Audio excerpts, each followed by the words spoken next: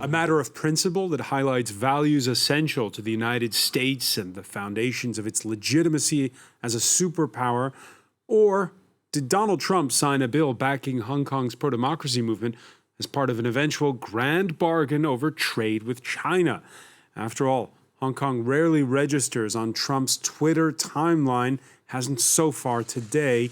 He prefers to focus on tariffs, cybersecurity, and the battle over next-generation 5G networks.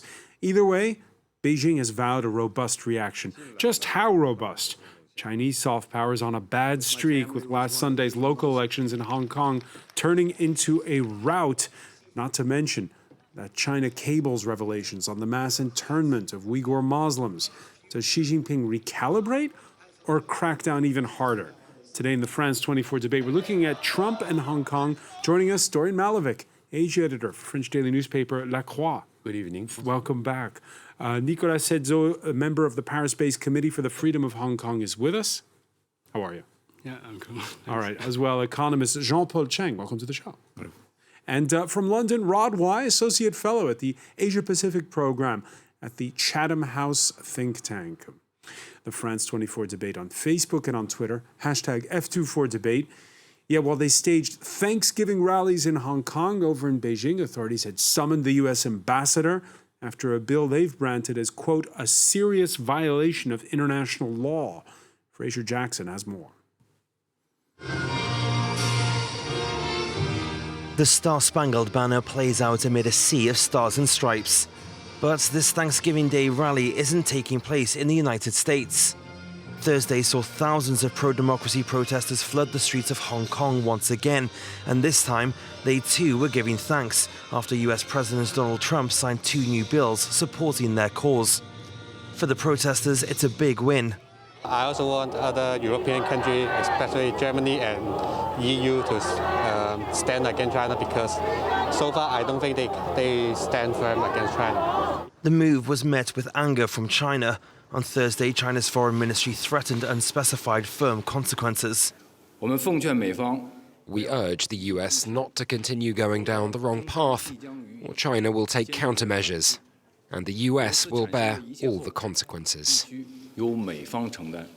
Included in the US's new bills are threats of sanctions for officials implicated in human rights abuses, as well as the banning of exports of crowd control munitions to the Hong Kong police.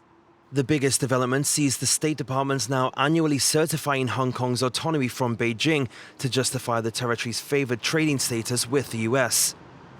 But the new laws are likely to complicate ongoing negotiations over Phase 1 of an agreement to end the punishing 16-month US-China trade war. Trump has tried to walk a line between Beijing and protesters, saying he signed the bills in the hope that the two sides will settle their differences with peace and prosperity for all. Nicolas said so. What's your reaction in that report when you see an activist there draped in an American flag, wearing an American flag scarf? The U.S. has come in for criticism over these past 5 months for not being vocal enough. Well, now they speak up. They're speaking up against China, and also, Trump has signed a bill, and we also have to highlight the bipartisan support in the Congress. I'd like to remind you that both the House and the Senate passed the bill almost unanimously. And but what was your reaction when you saw that image of that young activist? Well, we can see that they're desperate for help. Yeah, they can't find any help from China or from anyone. Yeah, but I think recently only the U.S. has been doing something let's say practical. Yeah, he was critical of the Europeans. Do you agree with him on that? Hmm? Do you agree with him? This criticism of the Europeans? I think they'll follow suit. The Europeans, I guess. I hope they'll follow suit. Yeah. You hope they'll follow suit. Dorian Malovic? Well, the Hong Kongers are very nice, educated people. They are just giving thanks to the United States and to the Congress, because they voted 100% minus 1 vote for the bill. And then Trump decided, well, should I veto or should I sign it? And we must know that... And there was suspense to the end on that. Well, we didn't know, really. We had rumors that he would and he wouldn't. But then, ultimately, Trump made a political nice move, because if he didn't sign it, if he hadn't signed it, I mean, the Congress could have overpassed Trump because it was 100%.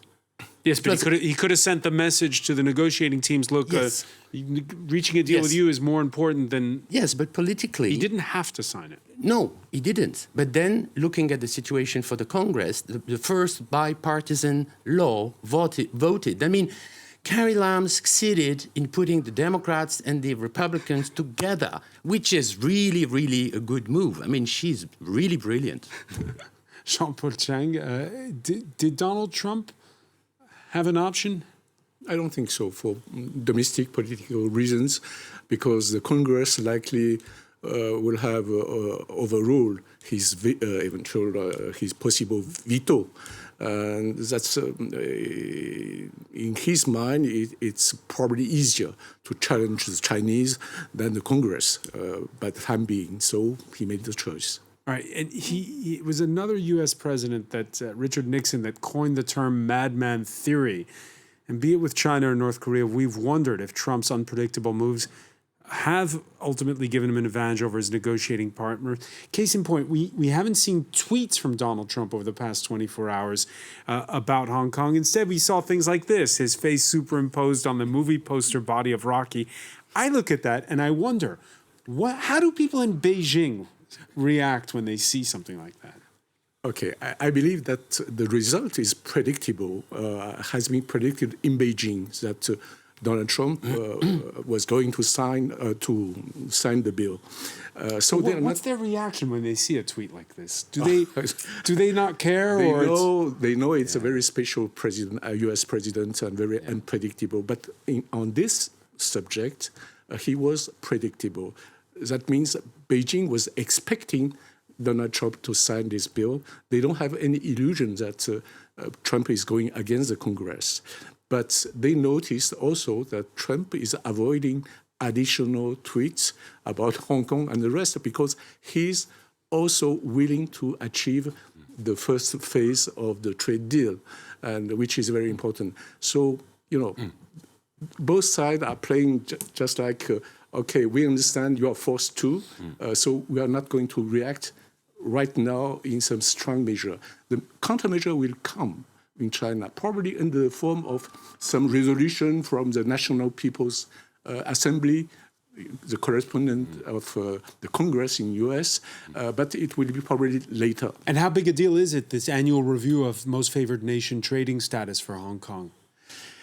That will not be actually, that will not have practical consequences right now.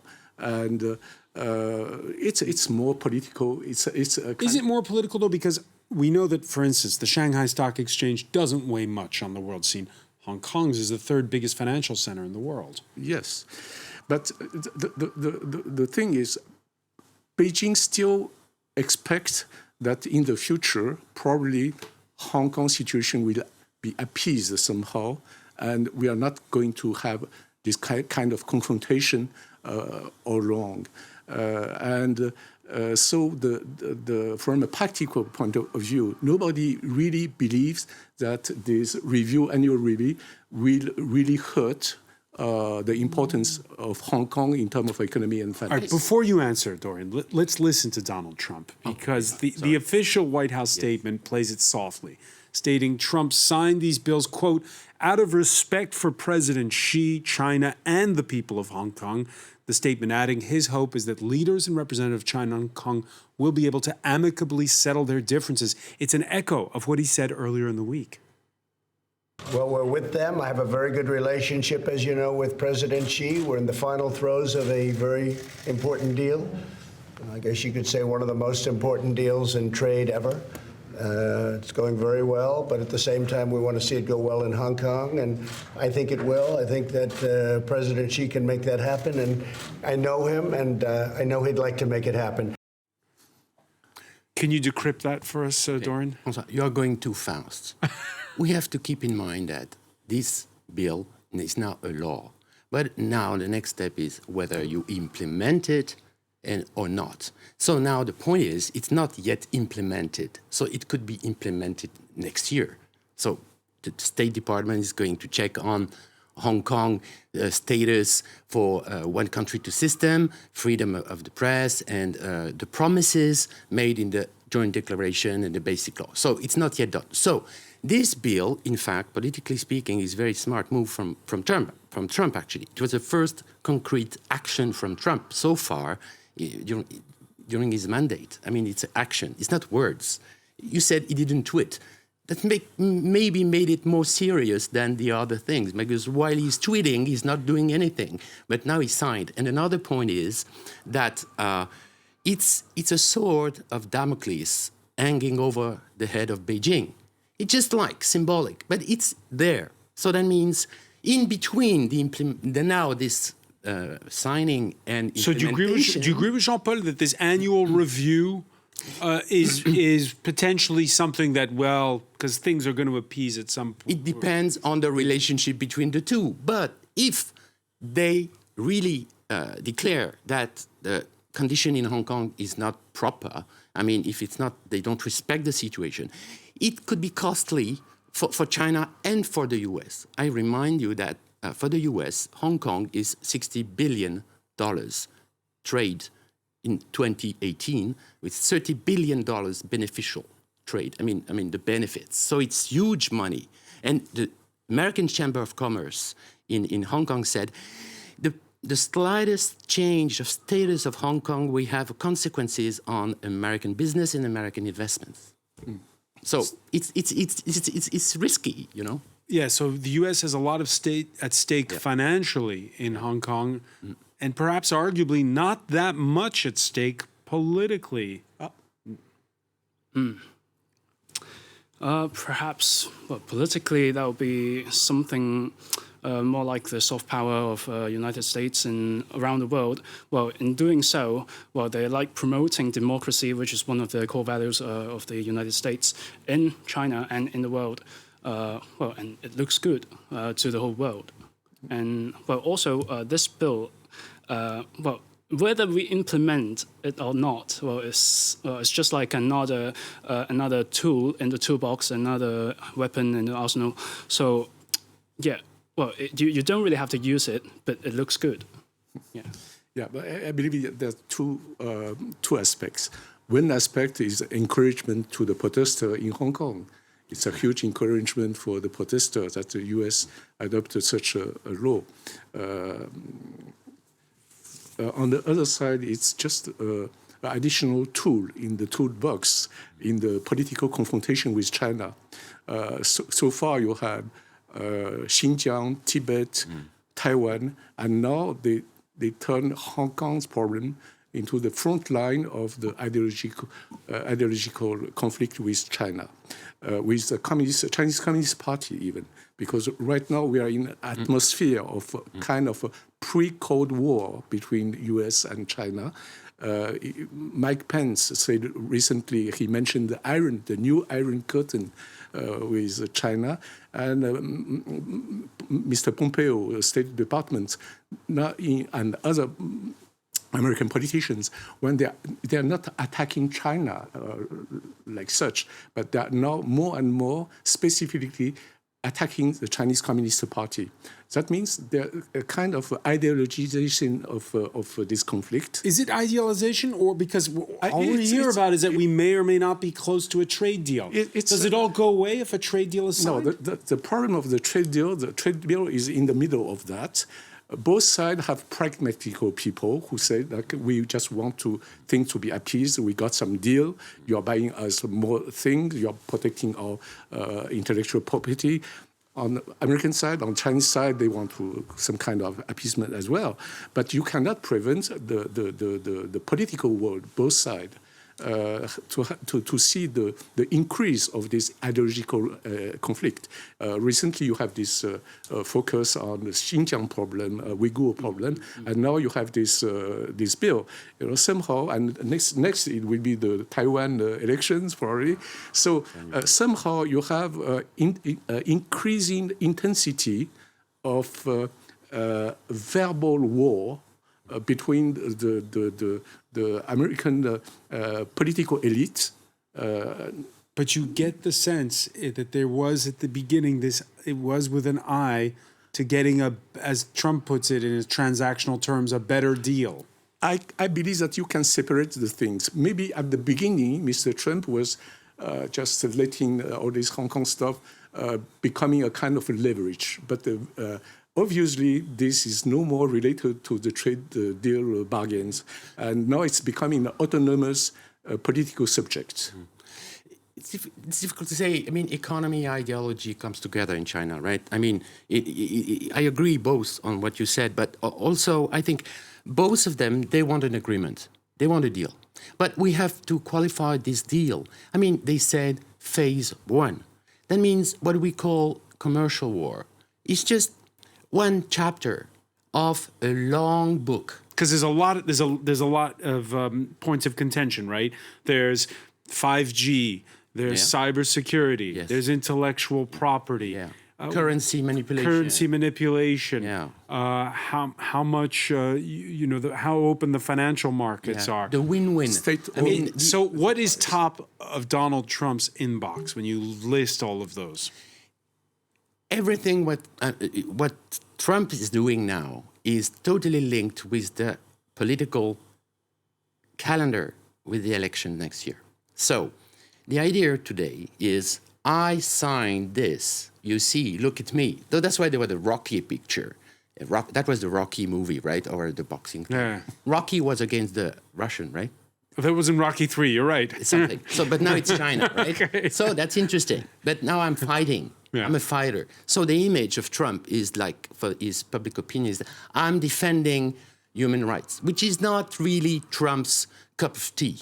I mean, Trump's is more on strategy. For Taiwan, it's really strategy. It's not like human rights. But he managed to use Hong Kong as a tool, as showing I am fighting to defend the American economy.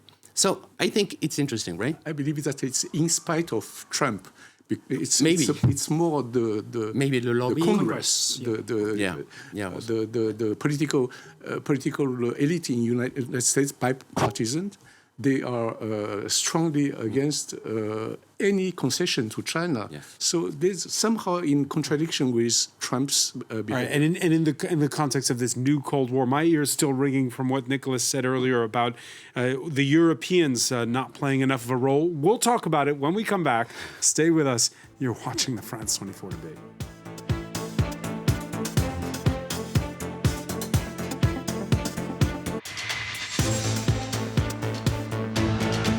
Welcome back, or welcome if you're just joining us. It's the France 24 debate, and we're probing the motives and the consequences of Donald Trump's decision to sign that bill by the U.S. Congress that sides with the pro-democracy camp in Hong Kong, China summoning the U.S. ambassador this Thursday. We're talking about it with Dorian Malovic, Asia editor for French daily newspaper La Croix. We're with economist Jean-Paul Chang. We're also with Nicolas Setzo, member of the Paris-based Committee for the Freedom of Hong Kong. And we're joined for part two of our discussion by Rod Wai, associate fellow at Chatham House, the think tank, who joins us from London. Rod, what's this about? Is this about freedom and human rights, or is it part of that grand bargain, if you will, over trade and security? I think it's more about, to be honest, I think it's more about freedom and human rights, because this is largely a congressional initiative rather than an initiative of the administration. And certainly from President Trump's point of view, all the things that he has said hitherto about Hong Kong have been very equivocal. He is much more interested in the trade deal. And I think, to an extent, this is a bit of a spanner in the works of the trade deal. But he must have felt that the feeling in Congress was so strong that it would not be sensible for him politically to withhold approval of this bill. Rod, we're going to try to call you back because the connection's a bit patchy there, and get back to you as soon as possible. Those trade considerations are tied to questions of human rights and security. In the company of the NATO Secretary General this Thursday, Emmanuel Macron saying the alliance's role is not to stigmatize China or any of its telecoms operators. That's an allusion to Huawei. the big 5G provider. The previous day, though, at an 80th birthday bash for the French National Research Center, the president called on Europe, quote, not to depend on others for its sovereignty when it comes to 5G. All this while the German chancellor Wednesday warned the Bundestag that individual EU countries should pursue their individual policies on China and that it sends mixed messages. That would be disastrous, not for China, but for us in Europe. It's undisputed that we need high security standards for 5G expansion. But we need to discuss this with the other European partners, just like we're discussing it among ourselves.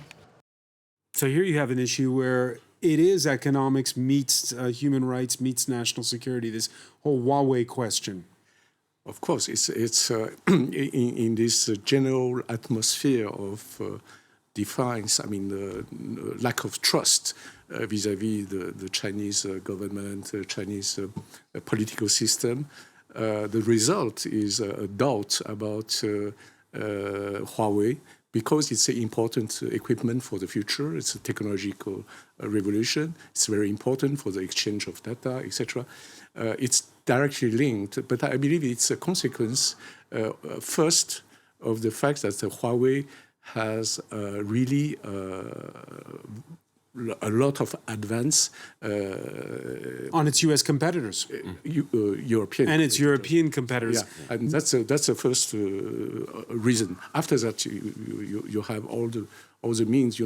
If China is considered as the new evil, so everything coming from China now, is in doubt. Huawei builds a better product, and that's why Donald Trump is asking Europeans not to use them for their 5G networks? Well, I would like to remind everyone that the Chinese authority uses big data and facial recognition to identify the Muslims, the Muslim minority, to be sent to the concentration camps. And in order to do all this, to identify all these people, we need big data. And how do we? What do we need in order to implement all these big data thing? We need 5G, and that's why China is so keen on 5G, and because it's for surveillance, it's for the nationwide surveillance, and I believe that I suspect that 5G infrastructure provided by Huawei may be bugged in the West. If they sell them in the West, perhaps it will be bugged, and we never know. But is it any different from the U.S., which we know has been eavesdropping thanks to Edward Snowden and his revelations, the National Security Agency riding piggyback on U.S. tech providers? Yeah, that depends on what they're going to do with the 5G. Chinese, I know that the Chinese authority, we look at the China cables, we need the Chinese authority is so keen. They're doing everything to catch all the Muslims in Xinjiang. And I believe that that will just extend their hunt to the entire world for the Muslims, for the Xinjiang, the Uyghur Muslims, and for mainland Chinese too. I mean, you were saying at the time now today, everything coming from China is suspicious and everything, but with some very good reasons actually. I mean, even though I'm not naive about Apple and Google and all the American companies, but now China is just now on second place of the world, and you have Huawei. But now Huawei is just like we know. You know that Huawei is suing a French scholar, Valérie Niquet from FRS, because she said in a television show that Huawei was connected with the CCP and the PLA. So Huawei France is suing her for that. So that's intimidation, whether it's open source that we know that Huawei is connected and the big boss is coming from the army. But then I would be very, very, very careful about Huawei system and the back doors, not only from Xinjiang but Tibet, but also in mainland China. I mean, now you see the cameras all the Chinese world, and they are also in Hong Kong. I mean, it's very dangerous. At the border, they identify Hong Kong people. They arrest them. So I think, well, we have to be less naive. I mean, talking about Europe and Angela Merkel, we have to be very more careful than we have been before, than 10 years, for 10 years now. This past week, there's been a bit of a losing streak, if you will, for Beijing, Rod. Why? With first these elections that happened in Hong Kong on Sunday, where the pro-Beijing candidates took a battering. Then there's also been lots of blowback over these China cables, over mass internment camps in Xinjiang province. And now, of course, Donald Trump signing this bill. Your thoughts on how Beijing is going to react to it all? These are both separate and linked issues and have all come together. I mean, we have seen the Beijing reaction on the Xinjiang stuff is that they flatly deny it. On the Hong Kong thing, they say that the US should not interfere in Hong Kong's internal affairs. It is a big setback for China's, if you like, soft power image across the world, because it does show that there are serious things to worry about in the way that China conducts its own internal affairs and in the way that it is operating in respect to Hong Kong. And I think certainly the elections did show that the people of Hong Kong, or a substantial section of the people of Hong Kong, are still very much in favor of democratic development and are very concerned about the way that their government has handled these protests. And especially since it is very likely that Beijing is behind the very hard line that the government has been taking. Rod, I was speaking with a French journalist and I asked about this question of China's image and soft power, saying to me, well, China doesn't do soft power, it does hard power. Is that unfair? I think it has long wished to do soft power, but it does see it in a very sort of transactional sense. I mean, the whole of the Belt and Road Initiative, for example, is a way that China is trying to improve its image through economic development across the Asian region. But there are real areas of concern when you look more closely at what is happening within China itself, not only Xinjiang, but the way it deals with the way the party deals with dissidents and protesters within China. It is a very unpleasant place in many ways if you are not within the accepted orbit of the Chinese Communist Party. Jean-Paul Chang? I believe that actually the Chinese leaders and the Chinese government, they are still very confident in their grip on the country and in the advantage of their system. I mean, but they noticed something. I read in the Global Times, which is the nationalist newspaper of Beijing, since last week, there's several editorials to say, actually, it will be the normal state that the mainstream media in the West will launch waves and waves of attack against the Chinese system. Well, okay, let me read you what James Palmer, let me just read you what James Palmer, senior editor at Foreign Policy, wrote last week. He wondered, after those local Hong Kong elections, and reading through publications like the Global Times, did China get high on its own propaganda? Misreading the situation because this sort of...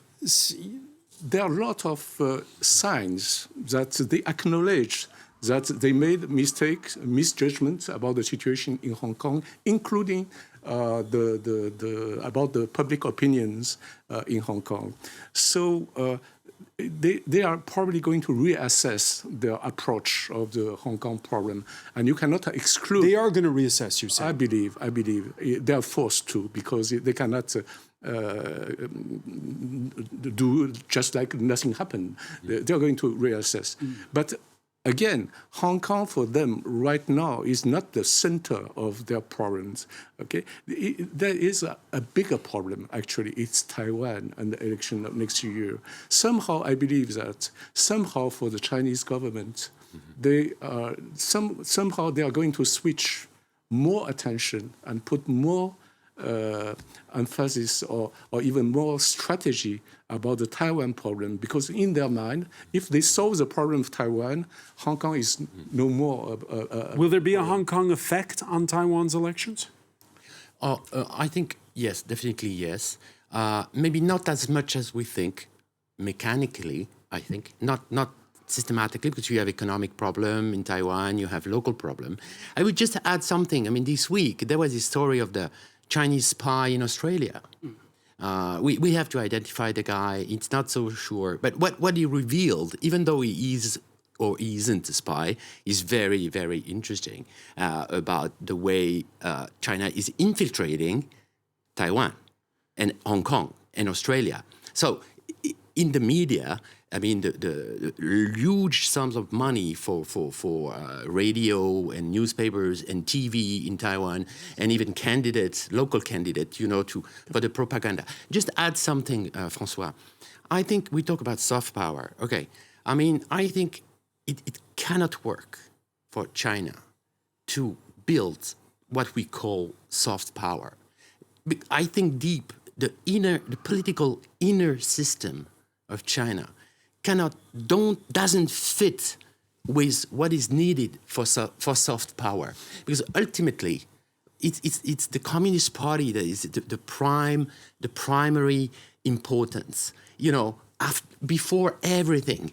So whatever the image of China, whatever the reputation of China, if they're going to reassess Hong Kong in the eyes of the next Taiwanese elections, they have to reassess in a very, very different way, and I'm not sure the system that they're capable of doing it can digest this. All right, on that score, the Reuters news agency reporting that China has set up a shadow crisis center to deal with Hong Kong. Exactly. The news agency writes that top Chinese leaders in recent months have been managing their response from a villa on the outskirts of Shenzhen. That's across from Baoinia Villa.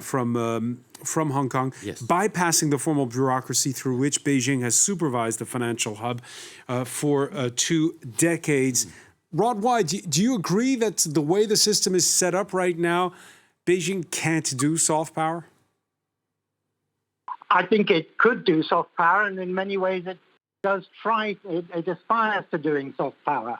The way it talks of the community of mankind and these kinds of things. But in essence, it is still very much a hard power, realistic kind of a state, and it finds it very difficult to do things that would present itself in a more attractive way. As far as Hong Kong is concerned, I don't think there is any room now for Chinese soft power. China has shown itself to be intransigent in the way that it responds to the political demands of people in Hong Kong. It is just not entering into any kind of negotiation, and is continuing to support very hard attitude by the law and order authorities. So in that respect, no harm. Let me turn to Nicolas Seto on this. Similarly for Taiwan. The example of Hong Kong, which was intended to be a sort of soft power example of one country, two systems, is now shot to pieces by the way that China has behaved in recent months. Nicolas Seto, at this point in time, there is a way they could hit the reset button, of course, which is Carrie Lam, Hong Kong's embattled chief executive. What if she's pushed out and they sit down and talk? Why isn't that happening? Well, who's going to talk with her? That's the question.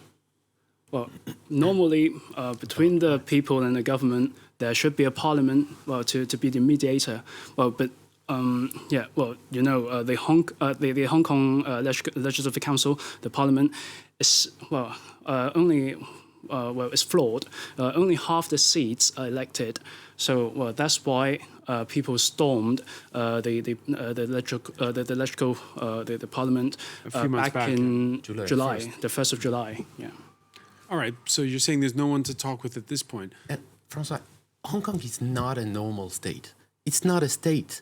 It's a territory. It's a special administrative region. That means whether you have Carrie Lam, whether you have another one. So if she leaves, that's not going to change anything? Nothing. And you said the writers is very good. I mean, about Bauhinia Villa and the other villas, and they are really setting up an emergency team and to talk. That means the liaison office, the Chinese liaison office in Hong Kong, which is supposed to be the embassy or official place for Beijing, isn't trusted anymore. I mean, they are victim of their own propaganda because they didn't want to send negative news to Beijing, so, and they are disconnected. They are connected with the rich and famous in Hong Kong. So, the inner system is rotten in China. So that's why you need some people.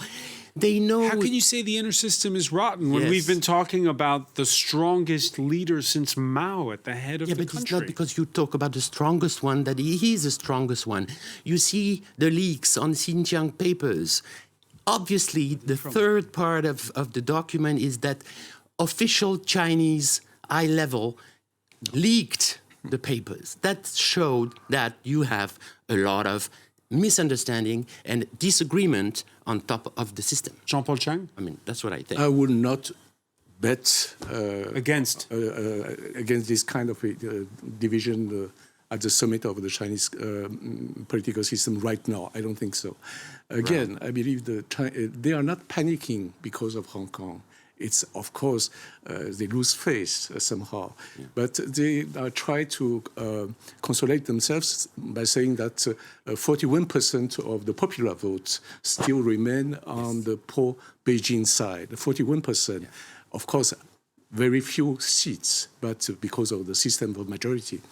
So, again, I believe Hong Kong is not a too serious problem for Beijing right now in terms of geopolitics, because they have, unless there's a Hong Kong effect in those Taiwanese elections, they have garrisons already that will never intervene in the military relations between China and the United States.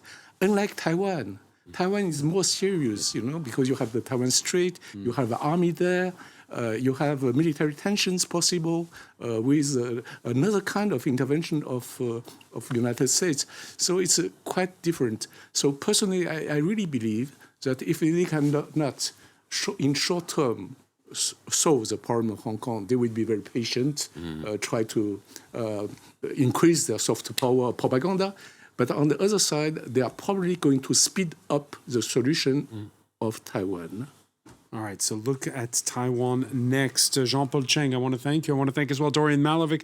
I want to thank Nicolas Seto. I want to thank for joining us from Nottingham, Rod Y of Chatham House. Stay with us. Media Watch is next.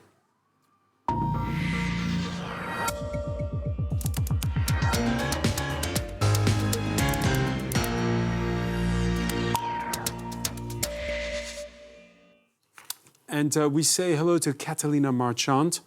And Donald Trump siding with Congress on this one.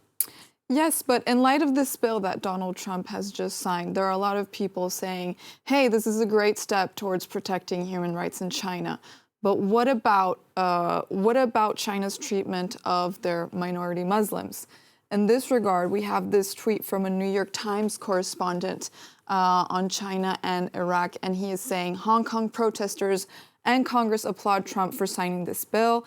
But will he actually impose any sanctions on Chinese officials?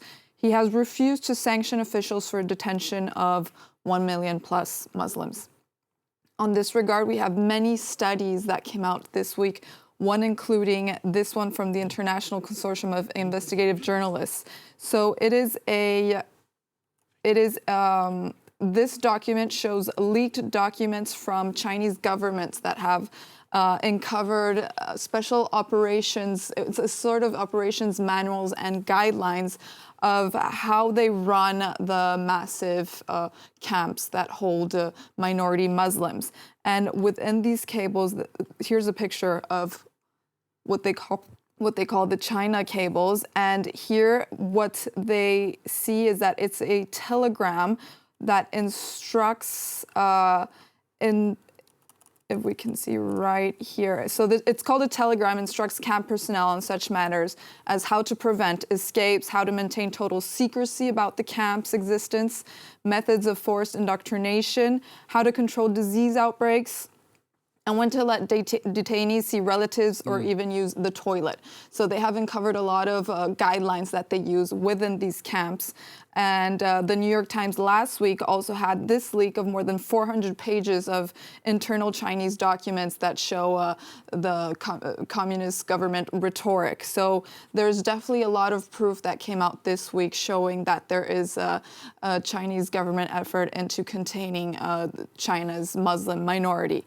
There's also this map that came out last week. It's satellite images from last week showing labor camps, concentration camps, and prisons within Xinjiang of Uyghur Muslims. You had a statement by the French Foreign Ministry this Wednesday evening. That's really, really the first time that the French government suddenly changed its mind on the Xinjiang, calling UN to send a team to Xinjiang and to stop mass incarceration and to send a team. And the Germans also did that before the French.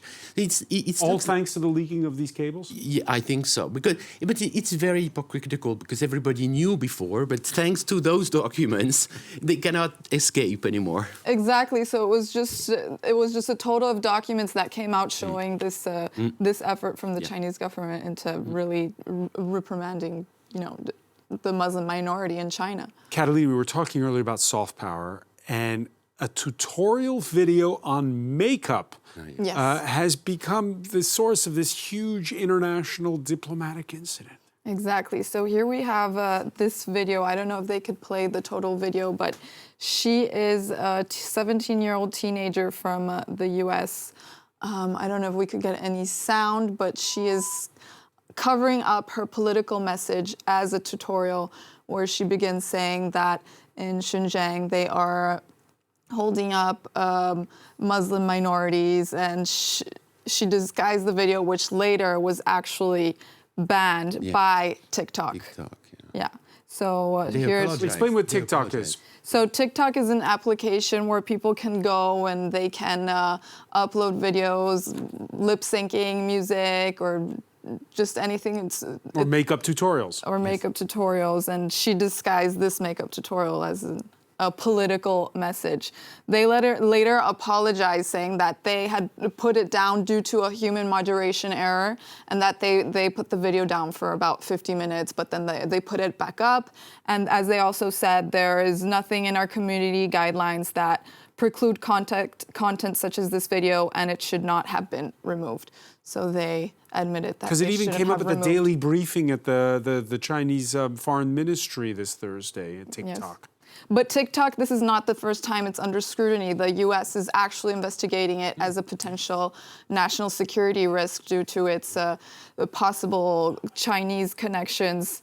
And they responded to this that we have never been asked by the Chinese government to remove any content, and we would not do so if asked, period. So it's not the first time they're coming under scrutiny, and this is also pretty recent. All right, many thanks. Catalina Marchant. I want to thank our panel once again. Thank you for joining us here in the France 24 debate.